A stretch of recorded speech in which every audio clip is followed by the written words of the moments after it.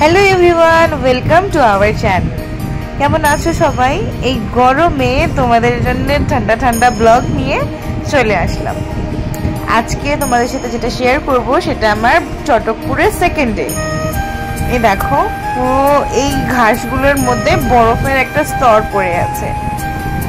আগের দিন রাত্রেবেলা থেকেই এই স্নোফলটা শুরু হয়েছিল। দেখো পুরো শক্ত হয়ে গেছে। আমি তোমাদের দেখানোর চেষ্টা করছিলাম, যদিও খুব স্পষ্টভাবে বোঝা যাচ্ছে না, কারণ মানে ওই রকম সাদা নয়, বাট তবুও দেখো তোমরা বুঝতে পারবে ঘাসের কালারগুলো দেখি। এত ঠান্ডা ছিল, মানে আমি বলতে পারবো না। আমার মানে তখন নিঃশ্বাস নিতে কষ্ট হচ্ছিল, এত ঠান্ডা। দেখো আশপাশটা পুরোটাই প্রায় সাদা সাদা সাদা সাদা হয়ে আছে, আর আকাশের মুখ ভার। বুঝতে পারছিলাম না যে আমরা কাঞ্চনজঙ্ঘাটা সেদিনকে দেখতে পারবো কি পারবো না।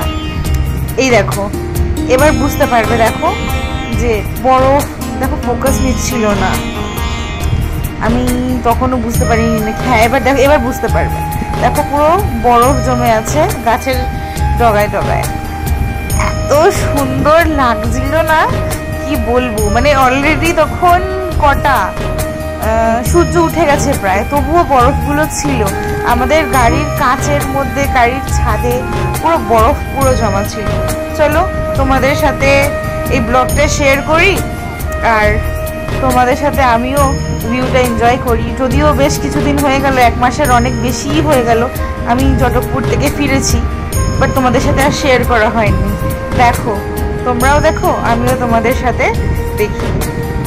একটুখানির মধ্যেই না রোদ উঠে গেছিল, দারুণ রোদ ঝলমল একটা মানে ওয়েদার ছিল। চলো দেখতে থাকো।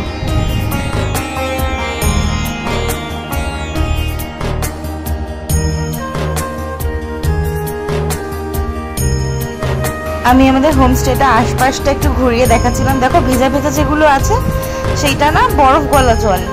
এই আমরা সবাই ট্রেক করে করে একটু নিচে নামছিলাম। নিচে নেমে একটা কালীপুখরি বলে একটা জায়গা ছিল, সেই জায়গাটায় আমরা যাওয়ার চেষ্টা করছিলাম।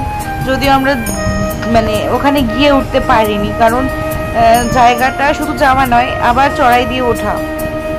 তোমাদের সাথে শেয়ার করছি। দেখো রাস্তা মানে সত্যি অত্যাধিক দুর্গম ছিল। ওই যে আমাদের কাঞ্চনজঙ্ঘা দেখা দিয়েছেন, কিন্তু তখনও আমরা জানি না যে আমাদের জানলাটা খুললেই আমরা কাঞ্চনজঙ্ঘা দেখতে পাবো। ঠিক আছে, মানে সেদিনকে আমরা যেইটা ভিউ পেয়েছি বা যেটা ফিল করেছি না, মনে হচ্ছে আমরা স্বর্গের অনেক কাছাকাছি চলে এসেছি। আশপাশটা দেখলে তোমরাও বুঝতে পারবে। দেখো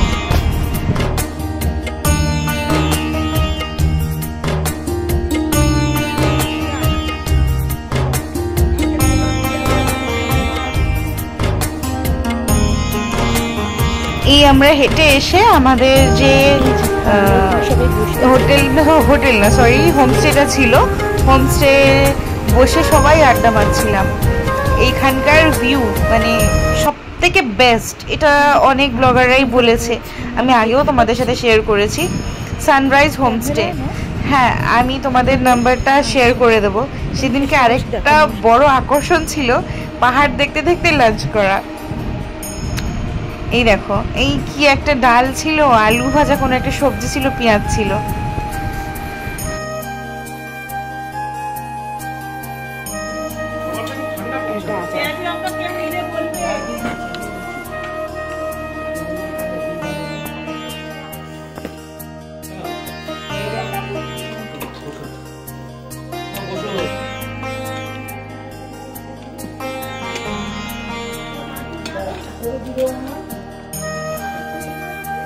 এই যে এখানে আমরা ভাত খাচ্ছি, আর যে সামনে পাহাড় দেখছি। এই এক্সপিরিয়েন্সটা না লাইফে ফার্স্ট টাইম, আর দারুণ। পাহাড় বহুবার দেখেছি, তবে এরকম হোমস্টে এই ফার্স্ট টাইম।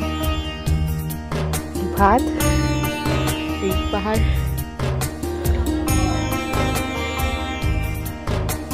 লাঞ্চ করেই একটুখানি ঘুম দিয়ে নিয়েছিলাম। তারপরে পরন্ত বিকেলে হঠাৎ জানলাটা খুলেই আমি কাঞ্চনজঙ্ঘার ভিউটা পেলাম। আর এই ভিউটার সাথে কোনো কিছুর তুলনা আমি করতে পারবো না। স্লিপিং বুদ্ধা আমার জাস্ট হোমস্টের জানলাটা খুলেই দেখা যাচ্ছিল। তারপর আস্তে আস্তে একটু স্লোমো করলাম, সন্ধে হওয়াটা দেখলাম। এই করতে করতে বাড়িতে এক ঘরে আড্ডা মারতে মারতে আমাদের ডিনারের টাইম চলে এলো। এই আমরা সবাই তখন ডিনার করছিলাম, চিকেন ছিল, ভাত ছিল, রুটি ছিল, তারপর শুয়ে পড়েছিলাম। তারপরের দিন ভোরবেলা, এটা এত সুন্দর সূর্যোদয় দেখে যদি দিনটা শুরু হয় তাহলে জীবনে কি আর কিছু চাওয়ার থাকতে পারে।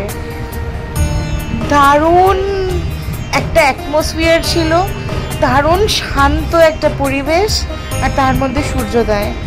মনটা না এমনিতেই এত ভালো হয়ে যাচ্ছিল, মনে হচ্ছিল যেন ওখানে থেকে যাই। আমার সব থেকে, আমি অনেক জায়গা ঘুরেছি ছোটো থেকে, অনেক জায়গা, বাট এইটা আমার বেস্ট ট্যুর, আমার আবার যাওয়ার ইচ্ছে আছে। তারপরে দেখো ভোরের বেলায় কাঞ্চনজঙ্ঘা একদম আমাদের ঘর থেকেই দেখা যাচ্ছিল। এইটা মেবি আমি হয়তো লনে দাঁড়িয়েছিলাম, মেবি, আমি এখন মনে নেই ঠিক আমার।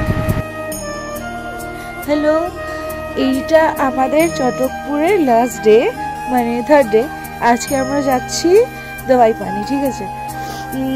তো এত সুন্দর ভিউ দেখেছি না, বিশ্বাস করো মনে হচ্ছে না এখানে থেকে যাই, এত সুন্দর। মানে আমরা কালকে, আজকে কত তারিখ একবার আমাকে দেখতে হবে, আজকে 10 তারিখ, ঠিক আছে? তো আমরা 9 তারিখে এখানে বরফ পেয়েছি, তোমাদের সাথে শেয়ার করেছি যেটা বললাম। আর আমি যেখানে দাঁড়িয়ে আছি না, ঠিক তার উল্টো দিকে কাঞ্চনজঙ্ঘা, মানে যেটাকে আমরা বলি স্লিপিং বুদ্ধা। দাঁড়াও, আমি জাস্ট এইভাবে টার্ন করে তোমাদের দেখাচ্ছি, এদিকে ফোকাস দিই, ওকে? এই যে আমরা কাঞ্চনজঙ্ঘাটা এখান থেকে দেখছি, দাঁড়াও। আর এই যে আমাদের মানে চোখের শান্তি, এত সুন্দর লাগছে। তো থ্যাংক ইউ সো মাচ মাম বাবাই, এত সুন্দর আমাকে একটা পৃথিবী দেওয়ার জন্যে। এইটা না, মানে আমি প্রচণ্ড বেশি ইমোশনাল হয়ে যাচ্ছি এটা বলতে গেলে। এই দিনগুলো হয়তো আমার জীবনে কখনোই আসতো না। I am very much blessed. তা নাহলে না, মানে সবাই হবে বোকা বোকা, বাট সিরিয়াসলি এই দিনগুলো হয়তো কখনো আমার জীবনে আসতো না। থ্যাংক ইউ সো মাচ মাম বাবাই। তাদের হয়তো কখনো এইভাবে বলা হয়নি, বাট আজকে বলছি। সরি, একটু ইমোশনাল হয়ে গেছিলাম, চোখ ভিজে গেছে, বাট তাও বলছি। এত সুন্দর একটা ফিল হচ্ছে না এখানে এসে। এই দিনটা হয়তো আমার জীবনে আসতোই না কখনো যদি মাম বাবাই আমার সাথে না থাকতো। তো যাই হোক, চলো আমার সাথে তোমরাও দেখো, মানে আমার চোখ দিয়ে তোমাদের সবাইকে দেখাই আমরা পরপর কি কি দেখতে চলেছি। আর এইটাই আমাদের চটকপুরে, সরি দাবাই পানিতে লাস্ট ডে, ঠিক আছে? আরও যেতে যেতে শেয়ার করছি। তবে আরেকটা কথা বলছি, চটকপুরের দৃশ্যটা যেমন খুব সুন্দর, কিন্তু যখন আমরা আসছিলাম রাস্তাটা কিন্তু খুব দুর্গম রাস্তা, ঠিক আছে? মানে এতটা খাড়াই, তবে সেটা আমাদের ভুলিয়ে দিয়েছে এই দৃশ্যটা, ঠিক আছে? চলো লাস্ট টাইম তোমাদের সাথে আরেকবার এইখান থেকে কাঞ্চনজঙ্ঘাটা শেয়ার করে দিচ্ছি, ঠিক আছে? মানে এত সুন্দর, পুরো বোঝা যাচ্ছে জায়গাটা। তো আবার ব্লগটা কন্টিনিউ করছি তোমাদের সাথে। এখন এই পর্যন্তই, টাটা। একবার তোমাদের ভিউটা দেখিয়ে দিই, ঠিক আছে? চলো সাথে থেকো। কিন্তু ভিউ দেখানোর আগে টুকটাক ফটো তোমাদের সাথে শেয়ার করলাম। এটা আমার বাবাই, এইটা আমার পিসির মেয়ে, 2 মেয়ে। তারপরে আছে আমার মাম, মাদার ইন্ডিয়া অ্যান্ড বাবাই। আর এই চটকপুরের আশপাশটা তোমাদের সাথে একটু শেয়ার করলাম। তারপরে আমি একটু ঢং করে একটা ছবি তুলেছিলাম, যেটা হচ্ছে চকলেট ডের দিন। হ্যাঁ, this is my best chocolate day, okay? মানে কি বলবো, এত সুন্দর। এরপর আমরা খাওয়া দাওয়া করেছিলাম, মানে লুচিগুলো এত মোটা ছিল, আমি 3টে খেতে পারি, নিয়েছি 3টে, আমি 2টো খেয়েছি। হ্যাঁ, এবার শুধু রাস্তাটা দেখো, ঠিক আছে? আমরা এবার নিচে নামছি গাড়িতে উঠবো বলে। অনেকে গাড়িতে উঠে গেছে, বাট আমি উঠিনি। কারণটা হচ্ছে আমি ভয় পাই, আমি খুব ভয় পেয়েছি। রাস্তাটা দেখলেই তুমি বুঝতে পারবে আমার ভয় পাওয়ার কারণটা কি। সরি, তুমি না, তোমরা। আমার ভয় পাওয়ার কারণটা কি,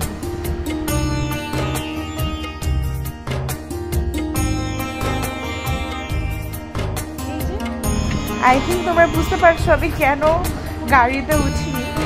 আগের দিন ঠিক এই জায়গাটা দেখো, একটা খোঁড়া একটা জায়গা আছে না, এই যে দেখো, হ্যাঁ, তো এইখানটায় আমাদের গাড়িটা উঠতে গিয়ে ওখানে গাড়ি গিয়ে স্কিড করে যাচ্ছিল। তো বাবাই, তারপরে আমাদের সাথে ছিল তোতন দাদা, এরা সবাই ঠেলে গাড়িটাকে তুলেছে। আমরা অলরেডি নিচে নেমে গেছিলাম, আমার মায়ের শুধু একটু পায়ে ব্যথা বলে মাম নামিনি, বাকি আমরা সবাই নেমে গেছিলাম, ঠিক আছে। এবার শুধু রাস্তাটা দেখো, কোন মানুষের মানে ভেতরে এত জোর আছে আমি জানি না, এই রাস্তা দিয়ে যায়। অনেকেই যায় যারা ওখানে থেকে অভ্যস্ত, যারা হ্যাবিচুয়েটেড, তারা তো অবভিয়াসলি ও রাস্তা দিয়ে যাবেই। আমি বুঝতে পারলাম না এখানে একটু ভিডিওটা আটকে আটকে কেন যাচ্ছে, বুঝতে পারছি না, কারণ আমি এখন ভয়েস ওভার দিচ্ছি। তো যাই হোক, একটু অ্যাডজাস্ট করে নিও, কারণ এইটা তো আমি আর রিটেক করতে পারবো না। এই এখন নামছি, আবার ঠিক এই জায়গাটাও কালকে আরেকবার গাড়িটা আটকে গেছিল। হ্যাঁ, দেখাচ্ছি, আগের দিন আমাদের গাড়িটা এখানে স্কিড করছিল, এইরকম লোহালোক করে আওয়াজ পাচ্ছ, কারণ আমি আমার গলার হারটা পরেছিলাম, ঠিক আছে। আমি এরকম খাড়াই রাস্তা না আমি সত্যিই দেখিনি। বলছিল মানে আমি বা আমরা সবাই বলছিলাম যে এই রাস্তাগুলো কেন ঠিক হয় না, তো বলছিল যে এটা ফরেস্ট ডিপার্টমেন্টের আন্ডারে, ঠিক আছে, তো তারাই নাকি ঠিক করতে দিচ্ছে না। এই আমার দিদি নামছে, আমি বুঝতে পারছি না এখানে এরকম প্রবলেমটা কেন হচ্ছে। তো যাই হোক, চলো ব্লগটা কন্টিনিউ করি, ভয়েস ওভার দিতে থাকি। এই যে এই গাড়িটার নিচে নামছিল, এই দিকেই আমরা আগের দিন কালী পোখরি বলে একটা জায়গা আছে, সেখানে নেমেছিলাম। যদিও অত দূর নামতে পারিনি, কারণ অত দূর নেমে ওঠাটা না খুব চাপ। যদিও সেদিনকে খুব ভাগ্য ভালো যে যাদের পায়ে ব্যথা, মানে আমার মা ছিল, আরও একজন ছিলেন আমার মায়ের থেকে অনেকটাই বড়, তো তাদের ওঠার জন্য একটা গাড়ি পেয়ে গেছিলো, তো তারা ওই গাড়ি করেই উঠে গেছিলো, আর আমরা হেঁটে হেঁটেই উঠেছি, সেটা নিয়ে আমাদের কোনো অসুবিধা হয়নি। কিন্তু কন্টিনিউ করাটা এটা খুব চাপের হয়ে যেত। এই নেমে গিয়ে আমরা আশপাশটা পুরোটা ঘুরে ঘুরে দেখছিলাম। এরপর থেকেই শুরু হবে আমাদের দাওয়াই পানির জার্নি। দাওয়াই পানির সৌন্দর্যটাও দারুণ। হ্যাঁ, আমি জানি না এই ব্লগটা তো আজকে শেষ করলাম, ওই দাওয়াই পানির ভিডিওটা তোমরা কবে পাবে। আমি খুব তাড়াতাড়ি চেষ্টা করব দেওয়ার, কারণ আমি মারাত্মক রকম ইরেগুলার হয়ে যাচ্ছি। যদিও আমার পার্সোনাল টুকটাক কাজে আমি এখন একটু বিজি, তো যাই হোক, চলো তোমরা দেখতে থাকো, আবার আসছি নতুন একটা ব্লগ নিয়ে, দেখতে পারো। ব্লগটা ছেড়ে যাওয়ার আগে কিছু ফটো তোমাদের সাথে শেয়ার করলাম। আবার দেখা হচ্ছে খুব তাড়াতাড়ি নতুন বছরে। সবাই পাশে থেকো আর দেখতে থেকো। শুভ নববর্ষ, সবার এই বছরটা খুব ভালো কাটুক, ঈশ্বর সবার মঙ্গল করুন। টাটা।